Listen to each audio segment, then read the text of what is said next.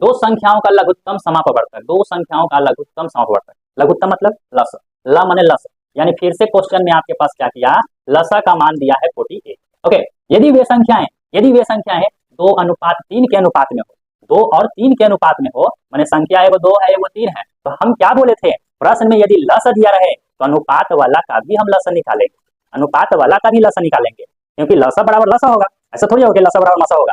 अगर यहाँ पर लसा के जगह मसा देता, यहाँ अगर लसा के जगह मसा देता तो हम 2 और 3 का मसा निकालते। तो बताइए लसा 3 दूनी 6, यानी कि लसा बराबर कितना हो गया, 3 दूनी 6। अब बताइए ये जो लसा है किसमें है, अनुपात में, ये जो लसा है वो संख्या में, यानी अनुपात 6 का ही मान है 48। ये भी लसा, ये भी लसा, मतलब ये जो लसा है ये अनुपात में है और ये जो लसा है ये संख्या में है।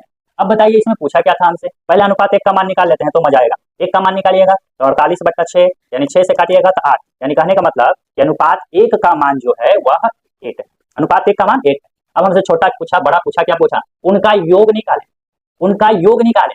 सोचिए योग निकालने के लिए, ठीक है, संख्याएं इतने के अनुपात में उनका योग निकाले, तो योग 2 और 3, 2:3 दिया तो दोनों का योग मतलब जोड़ दीजिए, योग मतलब जोड़ दीजिए, 3 2 कितना हो गया 5 और 5, ये अनुपात 5 हो गया, अनुपात 5 मतलब योग, अनुपात 5, 1 का मान 8, 8 बचे 40, यानी आंसर हो गया आपके पास 40।